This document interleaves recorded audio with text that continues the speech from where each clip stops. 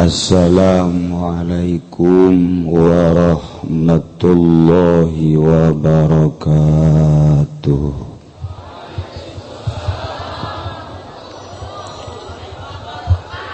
Alhamdulillah wassalatu wassalamu ala Rasulillah wa ala alihi wa sahbihi wa mawalah, amma ba'du. Faqala Allah ta'ala fil Qur'anil Karim wa huwa asdaqul qaili. A'udzu billahi minasy syaithanir rajim. Wa dzakir fa inna dzikra tanfa'ul mu'minin. Al-ayat. Langkung tipayun urang sami-sami nyanggakeun puja sinareng puji ka Gusti Allah anu Maha Suci, nu parantos masihan tina rupa-rupa nikmat ka urang sadayana, terutama nikmat anu kacida pisan agengna nyaeta nikmat iman sinareng Islam. Salawat sinareng salam mugia dilimpahkeun ka junjunan alam, Kangjeng Nabi urang Kangjeng Nabi Muhammad sallallahu alaihi wasallam, katut ka para kaluargina oge ka para sahabat-sahabatna rawuh para tabi'in atsbat tabi'in. Al-mukarramun para alimil ulama, para asatid bil khusus kakersana Kiai Haji Mukhtar, oge kakersana Abah Haji Daud, rerencangan simkuring Abah Haji Toif, oge Kiai Haji Jamal, kiai-kiai nu sanesna nu ku simkuring teu disebatkeun namina sami-sami nuku simkuring dimuliakeun. Mudah-mudahan seluruh para kiai dibere himmatul aliyah, semangat anu tinggi dalam rangka li'ilai kalimatillah melalui pendidikan pondok pesantren salaf. Bil khusus pisan ka pun guru kersana Kiai Haji Mumus, oge Kiai Haji Kokom beserta keluarga, bil khusus pisan ibu anu ngagegeh di ieu tempat, kumna para hadirin kaum muslimin wal muslimat, wabil khusus ka para santri nu alhamdulillah setiap tahun selama 8 tahun ieu urang selalu kumpul di dieu mieling ka guru urang sekaligus ngebesuk dorong doa nu anjeunna tos aya di alam barzakh. Sanes anjeunna bae guru-guru urang ti Cisantri ti Cidahu oge nuti berbagai kampung, berbagai pondok pesantren nu geus aya di alam barzakh, urang doakeun mudah-mudahan anjeunna aya dina katentreman, aya dina kaindahan, menikmati alam barzakh anu indah, anu mantep, anu moal aya bandinganana ngeunah-eunana di alam barzakh. Saha nu hayang nyusul ti heula, mudah-mudahan Haji Pendi diheulakeun ka alam barzakh, sebabnya nama geus pantes mun diheulakeun, huis geus ti luhur ti handap. Para jamaah kaum muslimin wal muslimat rahimakumullah, cerita almarhum guru urang Abah Ucu luar biasa, hartina luar biasa sampai ayeuna terasa henteu maot. asa aya bae gurau sarwitina, asa aya bae nyana osok bangun marahna, asa aya bae bangun lalagaanana. Komo simkuring mah rada termasuk wanian, osok ngalalaga hukum ka anjeunana sababaraha masalah, ke dijawab ke henteu, ke dijawab ke henteu, tungtungna siapa eta kituna ka dedelegeun we tah siapa ieu tah peureupna siapa eta baucu. Kula pas pasantren ka dieu lantaran ti Banjar ditanya, "Di ka mana?" "Di ka mana?" "Atuh rek ngaji bah di dieu." Di dieu ge utawina nang di ditu cenah. Tak kadadengkeun bae. Aju kulantaran lalagaan atuh kukula terus dilalagaankeun sugan bae utawi di dieu mah lonjong bah. Serinya na. Ini ti kula ka dieu geus lalagaan. Tah terus kebelah dia dah lebeki lalagaan horeng wateknya nama lalagaan geus aya watek mah atuh geus kos kitu bae nikmat nu aya terasa teu maot abah teh jeung kiai-kiai nu lain nu termasuk ahli Allah nu jelas teu maot lantaran lamun kudu dibejakeun mah loba anu ngimpi kapanggih jeung abah. Pan aya Haji Pendi mangimpi jeung kunti anak malulu. Tapi ahli Allah mah luar biasa. Nah kitulah sakumaha nu tadi dijelaskeun ayatna salah sahijina.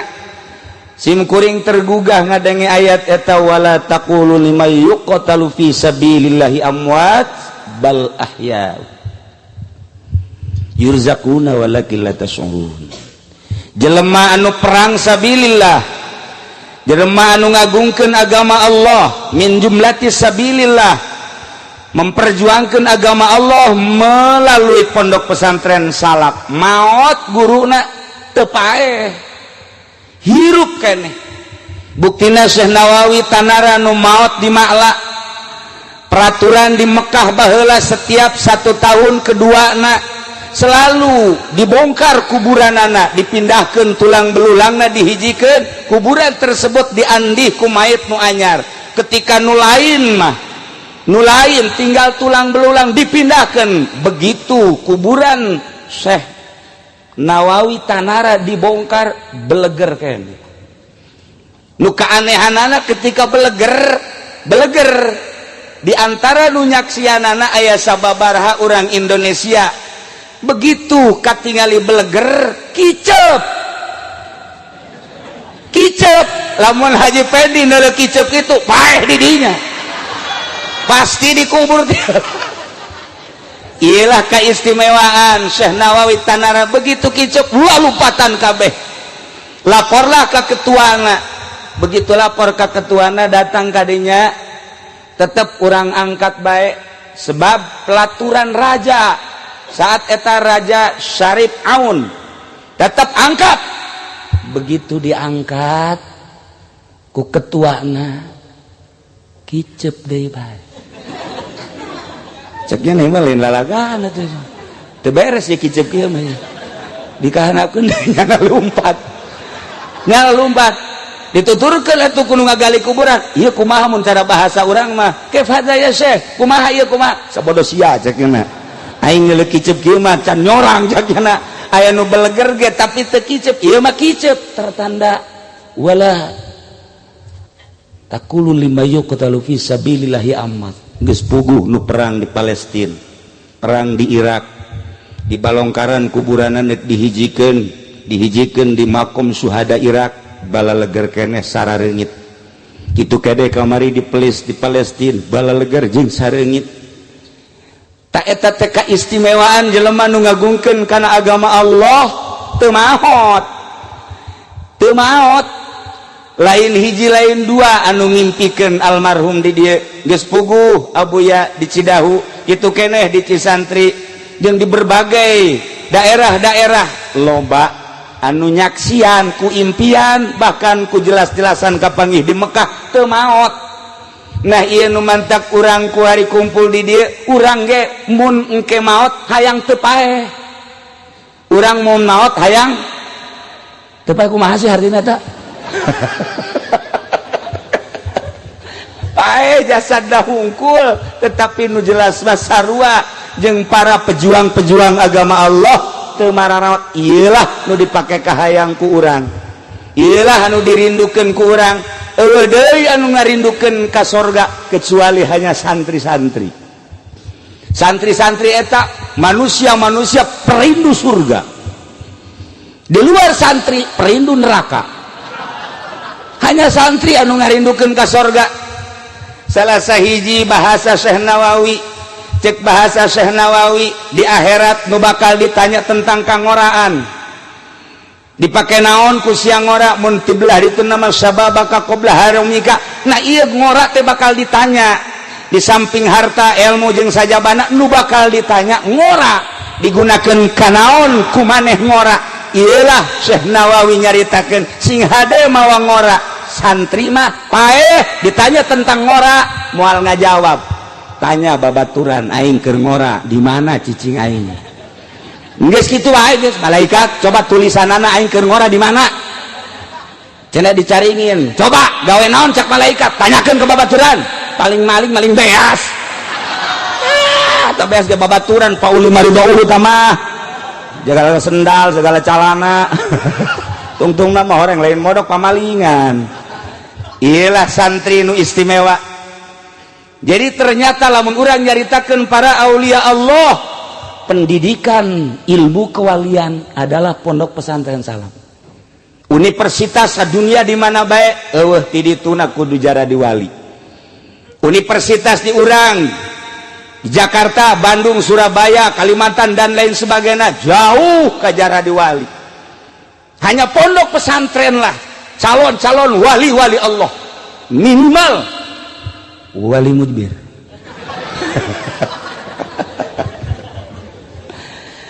pondok pesantren ge lamun geus dimodernkeun geus jauh ka jadi wali moal bahkan moal bae geus tekadkeun moal jadi wali hiji pondok pesantren salap lah calon wali-wali Allah jumlahna mun kamari 7 juta kuari 8 juta menurut perhitungan timui aya 8 juta santri anu 4 juta tilok ngaji tinggal 4 juta 4 juta anu 2 juta ngaji mah ngaji ngan belek tepat dipaham teh gitu tinggal 2 juta nu 2 juta nu 1 juta mah nu 1 juta getol nu 1 juta henteu nu 1 juta getol nama ngan dibagi 2 nu 500 jadi kiai nu 500 henteu nu 500 jadi kiai ngangsongkeun proposal kabeh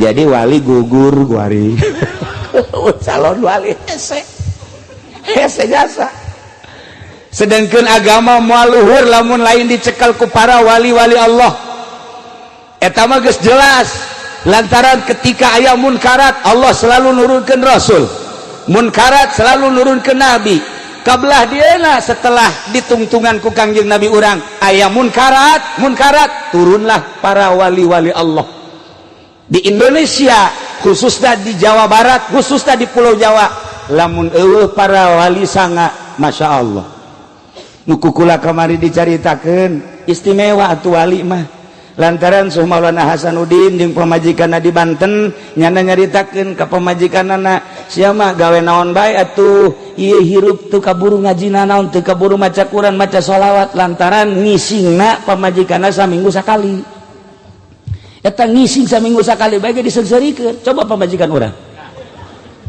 urang mah 1 menit 2 menit ngising deui 1 menit 2 menit ngising deui atuh pan Kangjeng Nabi Adam ge diturunkeun gara-gara di sorga WC WC turun nyata dibahaslah ku Imam Ghazali nyaritakeun tentang ayat itu tadi dibaca di mingguan, diperpanjang ku Imam Ghazali tentang keluar kotoran akibat tina dahar. Panjang luar biasa Imam Ghazali, Masya Allah. Nah iyalah Syekh Maulana Hasanuddin.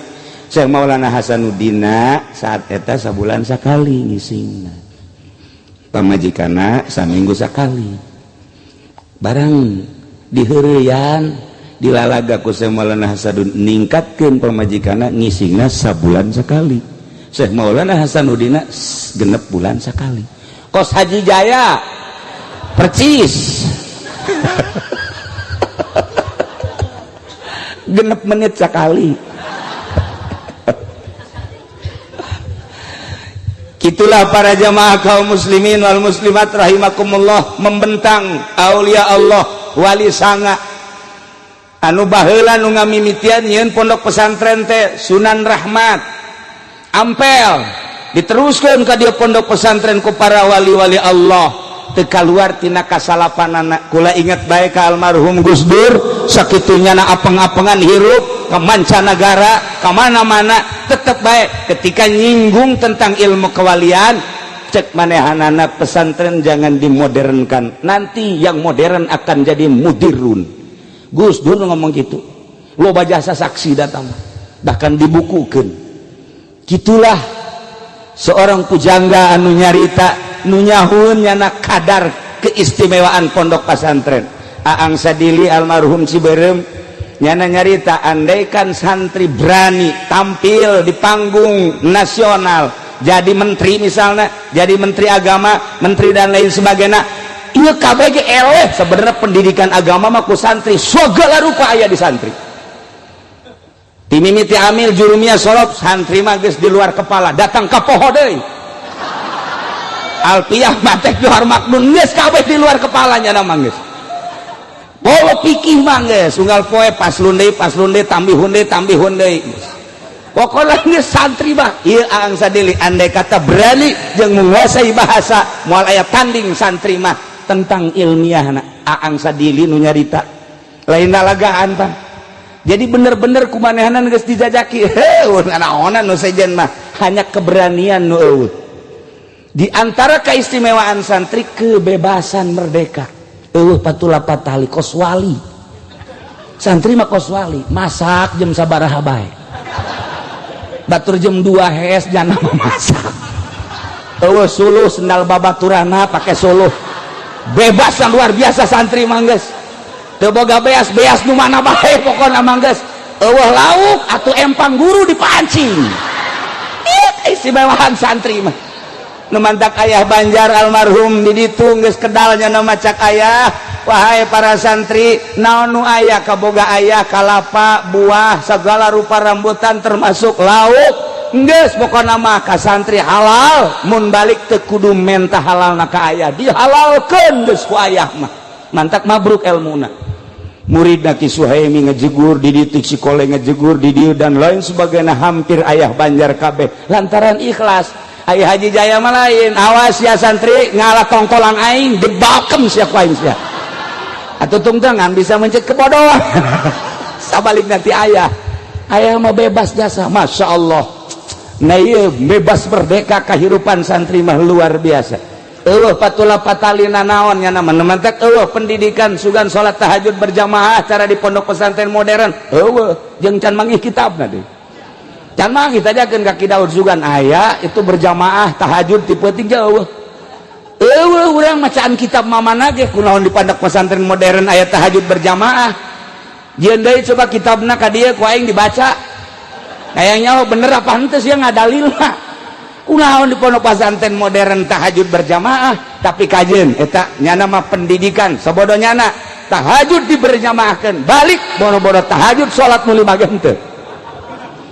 Tapi pondok pesantren Salafi kurang pati ibadah, di pondokna luca leceh. Bangun teu mireung teh dibaca kitab tapi ngalaksanakeun henteu.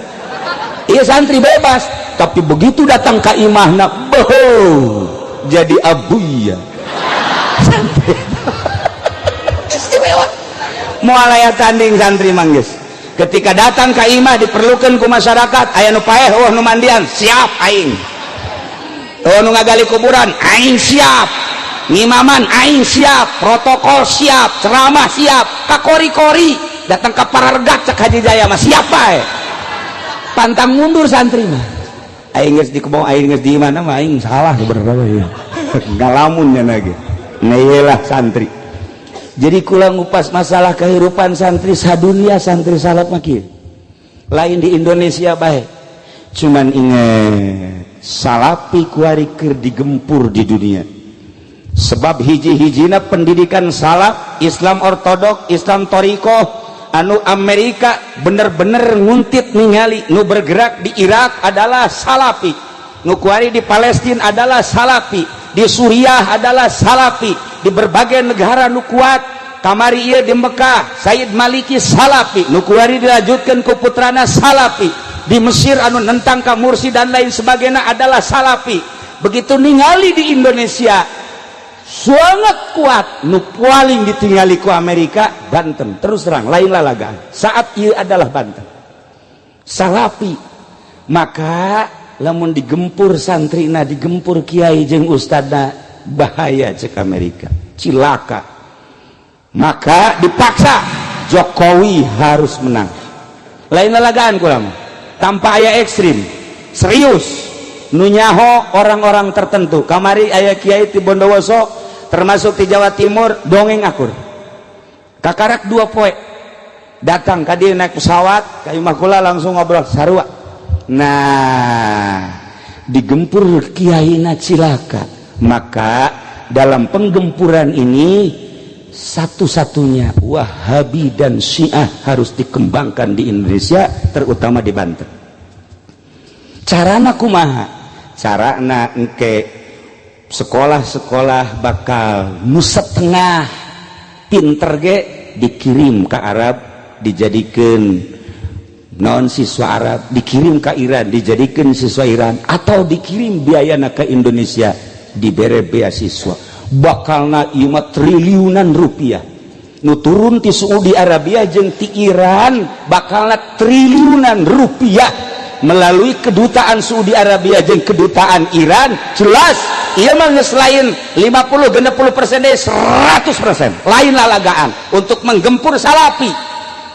Ieu bakalna engke kok Banten terutama dana ti Saudi Arabia jeung ti Iran luar biasa untuk mensiahkan dan mengwahabikan Banten terutama, khususnya umumna Pulau Jawa. Moal kebal deui bakal urang ngadenge selenting lalaunan jangka waktu 10 tahun nyana kudu berhasil Wahabi dan Syiah, sebab lamun teu Wahabi jeung Syiah tetep salafi mah deuk kumaha ge ngalawan bae, anu dianggap ngalawan karena perjuangan kristenisasi. Ieu adalah pondok pesantren salafi nu paling loba ternyata Banten dibanding Jawa Timur, Jawa Tengah jeung Banten ka dieu ternyata paling loba pondok salafi Banten. Cek ulama salah nganilai meureun nyana nganilaina asal aya pondok bae nyaho aya santriannya asal aya pondok oh ieu salafi, asal aya pondok oh ieu salafi, padahal santrina mah eueuh. Jadi berarti nyana ge min jumlati minal katipin sebenarnya mah katipu nyana ge tapi lain gitu. Amerika teh sembarangan, lain leutik nyana, lain bodoh, istimewa dalam penelitian anu luar biasa. Perlu dicatat dan digarisbawahi, itulah salah satu keberhasilan Amerika anu mengangkat Jokowi, ialah nu bakal mengkristenisasikan melalui wahabinisasi jeung Syiah. Engke bakal karasa triliunan rupiah bakal. Kamari aya kiai 2 memehna saminggu datang dari kiai di Jawa Timur jeung aya desa babaraha kiai nu datang ka kula bagaimana kita ke depan. Cucu daripada Kiai Khalil Bangkalan ilu mingguan kemudian ngobrol nyana nyaritakeun bagaimana kiai ke depan. Rencana ini kan sudah jelas akan dibuka besar-besaran.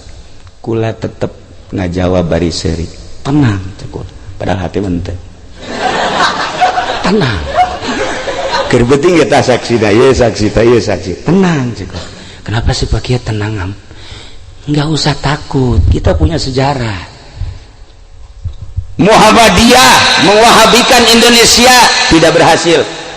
Persis untuk mewahabikan Indonesia ngan utek-utekan di Garut yang di Bandung bae. Sakitu bae Bandung Garut nggak saya sakitu. Geh lah sabaraha persen. Lumpat ka dieu aya Persis kuari di dia di Cisoka. Aya Muhammadiyah di Cisoka, tetep bae moal bisa. Ieu tolak ukur teu bisa berkembang Muhammadiyah. Menes kurang kumaha leuwih awal. Tangerang di dieu di Jati Gintung kurang kumaha, batur can boga sakola nyana geus boga sakola, malah guru-guruna kuari ngaraji ka Cilok jadi NU. Cek ulah tenang. Kiai bagaimana tenangnya? Di urang aya wali songo. Wali teu maot. Nu mentak santri zarah ka ditu bari tilok puasa ge. Nu penting zarah bae. Nyana hayang seperti Tajikistan, hayang seperti Uzbekistan, hayang seperti Afghanistan. Di Uzbekistan di dinya aya kuburan An-Naqsabandi, Syihabuddin An-Naqsabandi, Bahauddin An-Naqsabandi, Alauddin An-Naqsabandi, kuburana di Tajikistan. Eta di ditu 100% umatna Islam.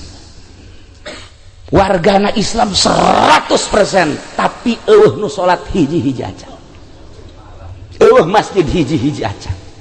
Ketika liwat ke kuburan Syekh Bahauddin An-Naqsabandi ngan syukur kieu doang. Hormat nyekel ka dieu berangkat deh.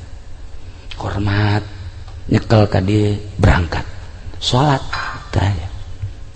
Kitu keneh ka Imam Bukhari. Ketika ziarah ke Imam Bukhari urang salat di dinya teu meunang. Kula nanya sejarahna kunaon sampai nu salat di dinya. Baheula jajahan Uni Soviet ketika aya nu salat tembak, bahkan pondok pesantren diberondong ditembak paraeh kabeh. Sampai ayeuna nu berani salat di dinya.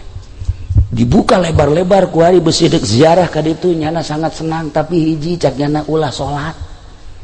Zarah mah babacaan los, baca Quran los, duk sahayuna, tapi sholat ulah kunaon? Sebab masih keneh rawan penembakan bagi nu sholat. Masya Allah. Ketika dulu di Indonesia, ya Allah duk sholat baik los. Di Indonesia mah anu turun-turun sholat baik, datang ka ieu na baratus. Oh masalah di Indonesia mah. Ieu keistimewaan Indonesia, nu mantap kamari datang tamu orang Palestina, nyana ka Indonesia. Kaimah kula kemudian ngobrol cak jana Indonesia mah surga neku kumaha ge ya Allah ya Rabbi bulan ieu geus aya deui orang Palestina datang ka imah kula ge kaget aya tamu orang Palestina nyaritakeun tentang surga Indonesia mah deku kumaha ge kula kunjungan ka Yordan hese salat di Yordan teu ngadenge azan di Yordan. Mesir nu sakitu luar biasa disebut Mesir kuno, Masya Allah kotor anu luar biasa teu ngadenge suara azan, masjid dikunci lain waktu nama. Urang dek ziarah ke kuburan Ki Bilal teu meunang, sedangkan kuburanana aya di juru masjid, masjidna dikunci. Ke dibuka zuhur. Saat eta kami datang jam 8, maksudna bari ziarah bari salat duha teu meunang cek jenang ke bae zuhur karek dibuka. Masjid aya waktu-waktuna. Di Indonesia nu nganjang balik nganjang hees di masjid. Bae geus pokona mah dicaringin di dieu santri gupakna di masjid bae. Ai salat mah teu can puguh nya lagi saruha. Nu jelas di masjid bebas. Nah inilah para jamaah kaum muslimin wal muslimat rahimakumullah, satu perlu digarisbawahi bahwa serangan pertama ke Indonesia khususnya Pulau Jawa khusus adalah Banten ialah tentang Syiah jeung tentang Wahabi melalui Saudi Arabia jeung melalui Iran. Ulah kaget engke lamun Iran nyuguhkeun mubalig anu gratis, nyuguhkeun kori nu gratis, bahkan disumbang dan lain sebagainya, menyusup terus, terutama melalui pendidikan formal heula selama 10 tahun melalui pendidikan SMA, kemudian kaditu kuliah diharapkan 10 tahun geus manehanana ngabogaan kadar-kadar Syiah jeung kadar Wahabi anu memang etalah dicekel ku Amerika. Iyalah nu perlu digarisbawahi, hati-hati ieu Syiah. Tetapi kula tetap ngajawab enggak usah bingung di urang aya wali sanga, wali tidak mati senajan kuku mahage nyana nu bergerak. Urang lamun eueuh wali di Banten wallahu alam, wallahu alam. Iya atut kemarin asup ka penjara jalain ku Haji Jamal lain ku wali. Haji Jamal kemar diumrohkeun pan nyana ento cak nyana teh atau umroh sorangan itu sabodo. Nu jelas mah wali Allah lain lalagaan. Nah iyalah tanda Syekh Nawawi At-Tanara ketika dibongkar beleger kicep, maka nu wani dikubur kembali. Hiji-hijina kuburan etalah anu masih utuh sampai ayeuna. Doser geus sabaraha doser ketika dek dilempengkeun tol teu bisa diamankeun dilestarikeun. Ieulah Syekh Nawawi nu paling kataji loba maziah Syekh Nawawi. Bahkan kula pernah datangan ku sarasa hiji keluarga dari Ki Ma'ruf untuk mengisi haul Syekh Nawawi. Kula titah ngajelaskeun ti mimiti lahir datang ka akhir hayat. Kaca kula lain embung, kula ge hayang tabaruk tapi kemen takmid saminggu heula. Dalam seminggu kula memberi jawaban embung. Nyana kaget kurang teu bae pokona embung bae. Nyana keukeuh teu bae embung. Embung bae geus pokona. Haji bari di dieu ge pasti emang kunaon atuh embung bae sih. Aya geus embung kumaha tah? Abah Uju malah geus embung bae kana mah. Jadi kula can memberi jawaban sebab salah satu anu ditunjuk baheula di bagian kitu kepanitiaan haul kula ge termasuk di jero tapi begitu aya kene almarhum ke dua poe ulah henteu kabelah dieuna kula dititah mukakeun sejarah Syekh Nawawi saminggu henteu kula ge sarua bae. Nah loba kamaziahan lamun dicaritakeun Syekh Nawawi mah ieu masalah sahijina bae. Syekh Nawawi kunjungan ke 17 negara. Kunjungan ke 17 negara, Mesir, Irak, Iran, termasuk di jerona Basrah, Kufah, kemudian Iran, kemudian kabelah itu terus Suriah, berusaha itu Maroko, Turki, terus Yaman, terus 17 negara akan dikunjungi ku Syekh Nawawi.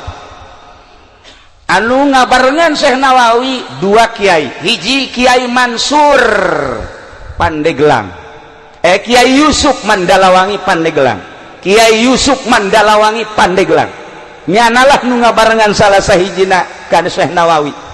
Nomor kedua Kiai Sukari, Kiai Haji Sukari. Kiai Haji Sukari eta adalah Pasir Kelapa Pandeglang, kakak daripada Kiai Samsudin. Kiai Samsudin Pandeglang Cibiuk Petir. Ieu nu ngabarengannya. Kuari ge hebat dasa tadi Malawangi aya dina HP cenah cekna. Cek para santri-santri anu geus baroga HP-na. Kunaon? Jawara ngajongklok. Batur Haji Agus. Aya jawara ngajongklok ngaranna Ateng. Tuh kan bener kan? Dasar baturna Kiai Jamal mah teh nyaho nama.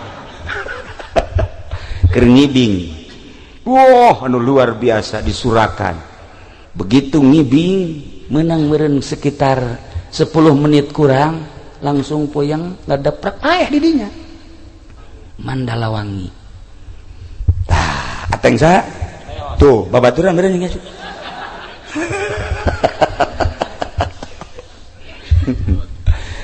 Nah, iyalah dua nu ngabarengan. Memehna diajak ke Mesir, nu mantak diajak ke Kairo lantaran Syekh Nawawi menang undangan sekup internasional.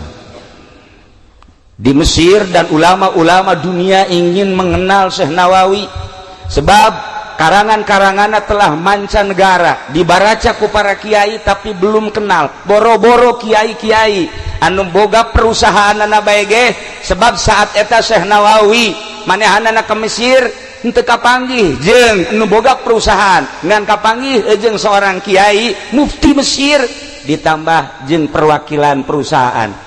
Tapi cek Syekh Nawawi masalah nu penting manfaat nu boga perusahaan kaya raya neangan Syekh Nawawi datang ke Mekah terus bae neangan teu kapanggih-panggih ketika dituduhkan itu tuh Syekh Nawawi teh anu ngarang teh Syekh Nawawi nanya dek aya naon ieu dek terima kasih bahkan dek mere duit anu luar biasa lobana sebab dek kawadahan kudu boga perusahaan dek dikembalikan sebagian hartana Syekh Nawawi nyipres selama 40 poe embung kapanggih jeung sasaha lantaran besi dibere duit percis kos Kiai Haji Nurjaya nya nama teu daek dibere duit nya nama ku bupati ge lamun dibere leutik nya embung mun gede kaharak oke deh Gusti Allah jauh amat jeung Syekh Nawawi boga undangan lah sekup internasional Kairo dua hadam nu tadi begitu datang ke perbatasan diuk urang engke penting bakal menghadiri musyawarah para alim ulama sedunia dihadiri oleh kepala negara dari berbagai negara kieu nya Yusuf kadesya ieu jubah aing jubah mama pake ku maneh eta baju sia ku aing dipake engke sia ketika ditanya dititah nyambut atas nama Nawawi mun engke ditanya itu saha itu adalah Yusuf hadam kula ih cek Yusuf kitu amat sih ulah kitu amat kitu bae geus atuh engke kumaha mun kula teter ulah bingung hayu we laksanakeun aya mama heueuh ge hate mah geter ya aing kumaha lalakona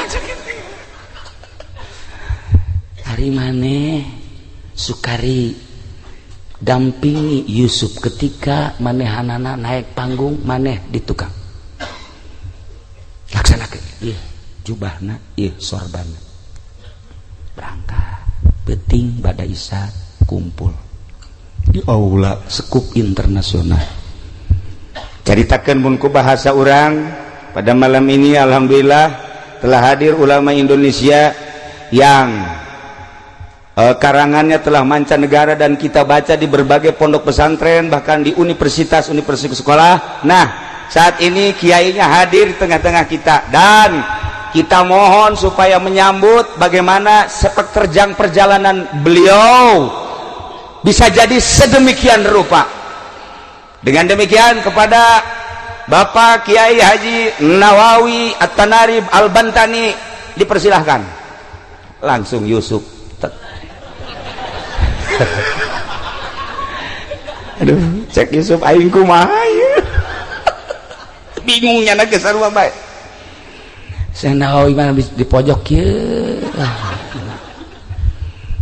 atuh diceritakeun nyambut biasa alhamdulillah ngarasa bunga malam ieu bisa bebarengan.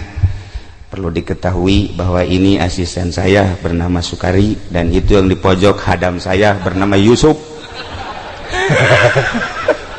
Syekh Nawawi seuri Pak bener kikian aja betul ketika jalan nyambut anu luar biasa perjalanan Syekh Nawawi kira-kira bangsa 15 menit mentong wah sekian saya tidak bisa melanjutkan untuk lebih lanjut kondisi saya kurang fit maka saya serahkan kepada hadam saya yang bernama Yusuf. Persilakan hadam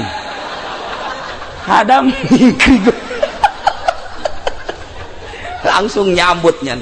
Terima kasih kepada guru saya sekian hebat lain lalagaan jadi orang asa dina sinetron asli lain lalagaan ia bisa dipertanggungjawabkan lain lalagaan. Ulama boga sejarah timimiti hamil datang ka maut datang ka kuari masih ratusan karangan anu henteu dicetak di Mesir kuno.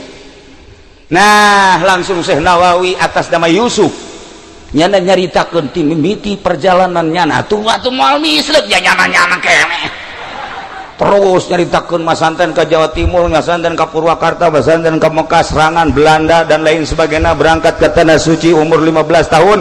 Kemudian kapanggil jeung guru Ki Ahmad Khotib Sambas dan kiai-kiai 5 gurunyana 3 anu istimewa nu 2 na lain masalah henteu istimewa eta mah guruna guru nu lain deui terus kana nyaritakeun tentang perjalanannya ngarang tuh terus sampai per detik ieu karangannya anu kitu dicetak ieu gitulah. Begitu ditanya tentang keanehan, kok aneh negara yang sedang diserang oleh Belanda, yang sedang morat-marit, yang sedang kesulitan apa-apa, kok bisa tumbuh seorang pujangga yang luar biasa. Nyana nyaritakeun tentang perjalanan nyana. Saya walaupun sedang dijajah oleh Belanda, hidup di perkampungan yang sangat kampung sekali, tetapi pikiran saya tetap pikiran internasional, sebab saya mulai dari kecil beserta Allah Subhanahu wa taala. Kakalak maruringkak bulu kabeh. Dan saya di Mekah bukan berarti tidak berjuang, terus saya berjuang. Serangan-serangan Belanda saya ikut di Indonesia. Iyalah nu teu kaharti. Teu kaharti kok nyana di Mekah nyana milu. Nah, di dialah jadi pertanyaan ulama-ulama Mesir. Jadi dia langsung ditutup, diberi hadiah secara internasional. Hanya hadiah etalah nun teu pernah dikemukakeun ku Syekh Nawawi. Mata ketika dibuat di Munjid, ieu hadiah nanti pernah dicaritakeun ku Syekh Nawawi, meureun dipikeun hadiah eta ka laut. Sebab berupa materinya na embungeun jasanya na maka bangsa materi-materi kos kitu. Bangsa mutiara kos kitu teu hayangeun jasa. Meureun eta teh jutaan rupiah. Teu kacaritakeun ka mana eta hadiahna dipikeun bae geus. Masyaallah istimewa. Da ramah tamah isukna kan ieu bakalna dahar di imah Raja Mesir jeung para ulama. Sedengkeun kan atas nama kiaina Yusuf, hadam kan Nawawi. Cak Yusuf teh cak Kiai Yusuf, ai isuk engke urang pan ieu ramah tamah jeung para ulama, ngaran mali ganti ngaran ulah tetep maneh Nawawi bae Yusuf, kula tetep Yusuf. Atuh engke kumaha lamun geus ulah kumaha hayu bae geus hayu bae. Datanglah isu peuting ramah tamah anu luar biasa di Mesir.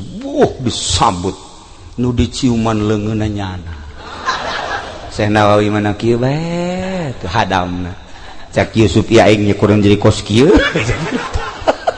Dipeluk diciuman, wah Nawawi ieu Nawawi, wah haju didiukeun ge di kasur saat eta Nawawi nama dilawang di ditu. Nyana ngiceupan Yusuf. Teh kiai ku tawadu teh. Mun Ki Nurjaya awas ya hilik. Hilik ieu mik nu aing ya. Aduh, Ki Jamal deket ke awas nyingkir. Geus ieu mah forum nu aing. Tapi Masya Allah Syekh Nawawi cerita katawaduan anu luar biasa. Nah didinya lah dahar. Begitu dahar poho Syekh Nawawi iya kopiahna kunyana teh digilekeun kieu tah kieu dikitukeun saeutik imah oyak kabeh kaget dia bisa jadi oyak-oyagan kieu. Syekh Nawawi tenang bae deui kieu mangkaning dilawangnya nu ayana poho deui bae digoyangkeun deui ka dieu oyak deui bae je cak di ditu nu mana sih nu Nawawi ieu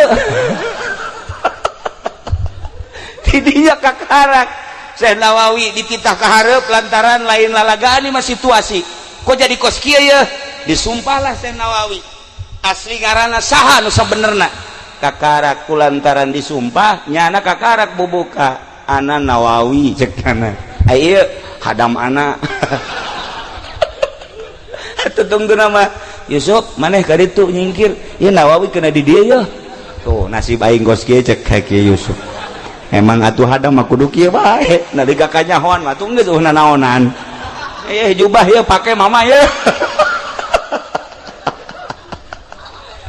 tidinya lah kakaraknya nyaritakeun ramah tamah bari dahar bari nyaritakeun tentang perjalanan nu aslina dibukukeun lah di Mesir di Al Azhar Kairo keistimewaan Syekh Nawawi nyana ditanya selanjutnya bakal kemana saya akan kunjungan ke 17 negara etalah memeh ngarang tafsir Munir nyana hayang nyaho negara-negara anu dicaritakeun dina Al-Qur'anul Karim.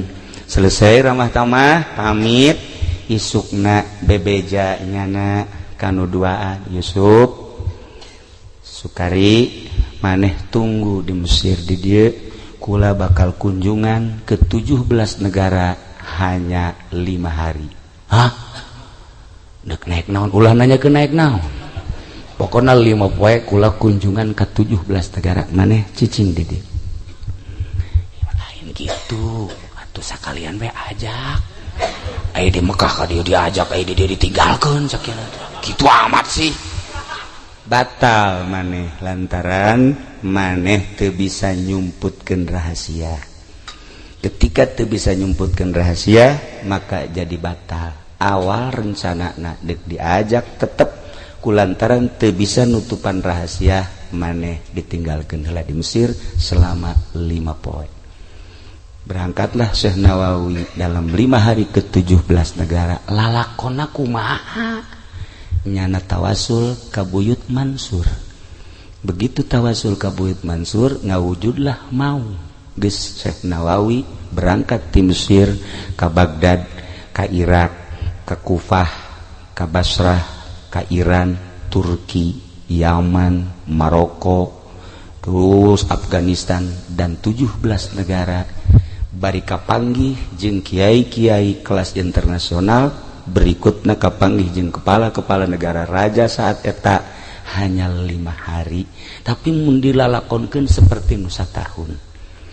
Datanglah 5 poe deui kadinya ka Yusuf, Kiai Haji Yusuf jeung Kiai Haji Sukari bari mawa data pertemuan. Teu ngabejakeun nyana naik maung. Nyana ngabejakeun naik maung soteh ka Kiai Samsudin adi daripada Kiai Sukari nu aya di Cibiu Petir. Waktu eta meunang narima berita kos kitu ketika umurna manehanana 60 tahun. Carita nyana nyaritakeun umur 95 tahun, tahunan nyana dek maot. Cacak-cacak eueuh Kiai Samsudin Petir eueuh nu nyahueun lalakon Syekh Nawawi Tanara anu luar biasa. Gitulah Syekh Nawawi nu mantak nyana nyaritakeun sir mumkinan, jadilah seseorang nu mungkin. Teu arti kurang mata bahasa. Sapira mungkin naon sih mungkin? Mun dibahas mungkin dina ilmu thariqah tingkatanana geus tingkatan kudrat. Urang mun nyaritakeun dina ilmu thariqah aya tingkatan kudrat, aya tingkatan hikmah. Ketika urang nyaritakeun asbab jeung elat, urang moal jauh ti nyaritakeun tentang alam hikmah, tetapi ketika urang geus datang ka alam hakikat, urang pasti nyaritakeun alam kudrat. Ketika geus jadi di alam kudrat, jadilah seseorang anu mungkin nu sok dicaritakeun ku Tuan Syekh Abdul Qadir Al-Jailani qaddasallahu sirrahul aziz. Kuari urang menyaritakeun tentang kudrat moal kaharti, pasti urang nyaritakeun tentang alam hikmah. Contoh, kunaon sih si eta bisa ngaji kok hebat amat, pasti urang nyaritakeun perjalanan ngaranna alam hikmah cek dina ilmu thariqah. Oh, atuh nu mentak bisa ngaji pan masantrena dianu bari puasa bae pan lain cara ente masantrena. Sok aju kitu tuh sia. Dongeng-dongeng bae ulah sok aju ka aing. Alam hikmah ngaran. Urang menyaritakeun si itu kunaon sih jadi kaya raya. Atuh pandagang bisnis nya mah ta eta teh ngaranna alam hikmah. Si itu kok bisa sugih gitu? Sia teh nya emang. Eta teh nya dagang, di samping dagang sok maling mentak sugih. Alam hikmah. Eta kan carita alam hikmah mah kos kitu kaharti ku kabehan. Ketika dicaritakeun alam kudrat nyana moal karti ya. Aisyah itu kunaon sih kiai kok jadi hebat gitu ngajina bisa aju manfaat aing mah teu karti. Atuh Allah mah maha kawasa kajeun ku kumaha ge kawasa Allah mah. Sikut sia ku aing. Atuh aing nyaho kawasa mah goblok. Nyarita segala kawasa segala aing mah nyaritakeun perjalanan kumaha. Teu bisa dibawa alam kudrat lantaran encan wayahna. Ketika nyaritakeun aya itu si kunaon bisa jadi sugih kos kitu. Ya atuh Allah mah kawasa nyugihkeun sasage. Goblok sia. Aing ngaji tijan blon nyawa aing kekawasaan Allah atuh ieu perjalanan teu nyambung jelema nu aya di alam hikmah kuduna dijawab ku hikmah bae. Tapi ketika aya di alam kudrat jelema ibadah ka Gusti Allah melalui perjalanan khusus zikir ka Gusti Allah lillahi taala sesuai jeung aturan tafakur jeung muraqabahna leng diberelah nyana asup ka alam hakikat di jero alam hakikat Allah mere anugerah kemungkinan bagi dirina alam mungkin ngaranna ku ari cak Allah teh tah Baitullah sia hayang jihayang ayo gara ngalengkah nyana ka Baitullah tek datang ke Mekah kapanggih jeung babaturanana Ki Nurjaya di Mekah sarua ngalengkah deui sarua ieu bakeur carita Ki Nurjaya bener ieu heulanan ieu sarua ngalengkah sasalaman masyaallah maha kawasa Allah nyambung sebab Ki Nurjaya ngalengkah nyana ngalengkah bicara geus lain bicara sabab jeung hikmah bicarana bicara kudrat maha kawasa Allah nyambung. Nah inilah bahasa Syekh Nawawi sir mungkinan jadilah anjeun jadi jelema nu mungkin beuh lain lalagaan urang kuari melalui ngaji syariat ngabebener wudu ngabebener salat kabelah dituna engke ngabebener hate supaya ulah hasud supaya ulah ria supaya ulah dengki abeh urang asup ka jero kubur teh hirup tah nu hirup teh anu rapih mulus ikhlas anu rapih zahiron wa batinan urang kumpul di dieu ngahiji jeung para arwah lain bae abah ucu nu urang nu ku urang dicintai mungkin guru-guru anjeunna jeung para arwah aulia Allah aya di dieu urang dideleukeun ku manehanana harapan urang hiji mudah-mudahan ilmu urang manfaat nomor kedua mudah-mudahan dibere barokah nomor katilu mudah-mudahan urang dihijikeun jaga di yaumul kiamah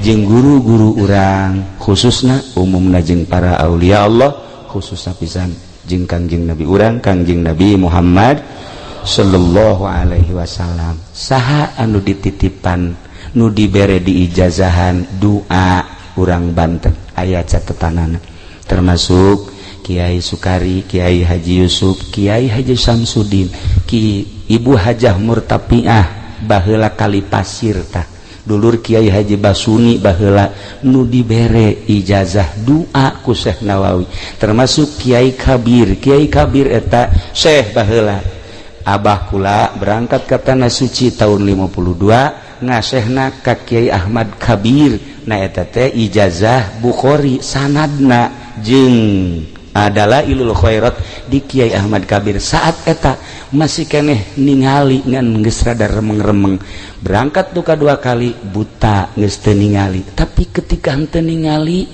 ngadengen nu maca Quran ngadengen nu maca kitab nu wiridan mun salah nyahoan jasa setelah dibere wiridan ku Syekh Nawawi Tanara nah iyalah wiridan-wiridana aya catetanana wiridan ieu geus dibukukeun nu jatuh ka termasuk nu diturus Kiai Idrus eta ge termasuk nu ka ijazahan ti salah sahiji kiai nyana ka ijazahan tapi nyana mah tangan kedua ti Syekh Nawawi Kiai Idrus babaturan anakna babaturan kula Kiai Haji Tatang almarhum waktu di Garut di Keresek nu mantak kula bareng ngaji falak jeung manehanana ku kula diajak ka Cipanas yuk Tatang urang ngaji falak hayu pinter jasa otakna luar biasa kula ge eleh ngan kula lantaran teu diamalkeun begitu kula nelepon ya hasil ru'yatan lah cenah milu bae ka pemerintah lain masalah milu ieu hasilna sabar teu ngitung cak nyana oh man mantek ngitung mah poho deui tan nu pinter teh sok itu nu pinter teh sok itu tah padahal jago jasa eta teh hitungan-hitungan falakna nah gitulah para jamaah kaum muslimin wal muslimat rahimakum sabenerna kula geus amanat ka Kiai Haji Mumus waktu kamari nyalaten di ditu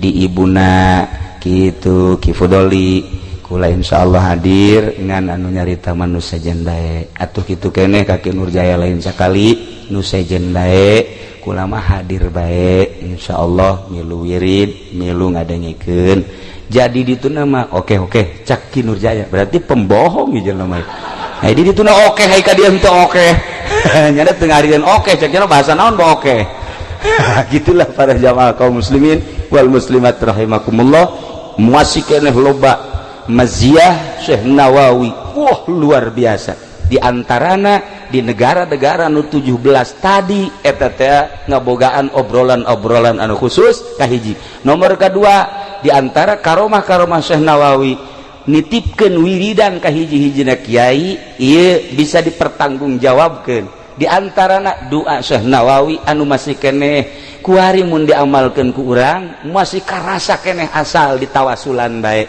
ngan kula moal waka nyaritakeun wiridanana nu penting urang ngararaji babarengan ja anu magahan jeung nu dipagahan sarua bae sabenerna mah kitu-kitu kenehnya tah sakitu bae kula ge ieu ngan sakadar ngabranikeun diri teh ngahormat ka Abah Ucu bae sok lalagaan jeung kula geus teu kudu dicaritakeun lalagaanana ngan mengenang guru kula anu kabelah dituna mah osok ngobrol jeung putra Buya Aceng aja Aceng Buya Cidahu nu ayeuna di mana karah alamat data di Kadulawang sok di dieu ngobrol tah penting sok malam Rebo datang ka dieu kurang ngobrol tiluan aja Aceng kula jeung almarhum mengenang etalah alhamdulillah naon kitu ngaranna sampai saat ieu urang kabehan masih keneh dibere sararehat mudah-mudahan sehat urang dipake terus ibadah ka Gusti Allah Subhanahu wa taala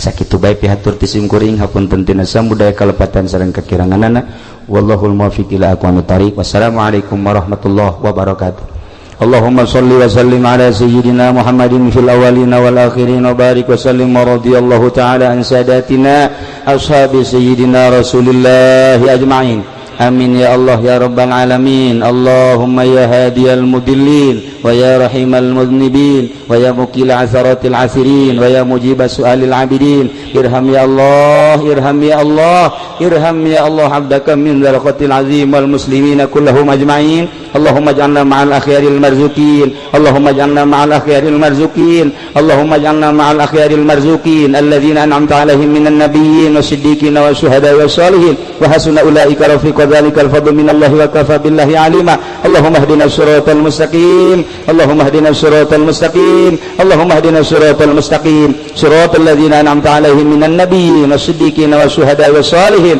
Allahumma anfa'na bima 'allamtana wa 'allimna ma yanfa'una wa zidna ilman wa yaqinan wazidna ilman wa yaqinan wazidna ilman wa yaqinan walhamdulillahi ala kulli hal wa na'udzu billahi min kulli hali ahli an-nar rabbana taqabbal minna innaka antas samiul alim wa tub alaina innaka antat tawwabur rahim wa salli wa sallim ala jami'il anbiya'i wal mursalin walhamdulillahi rabbil alamin taqabbal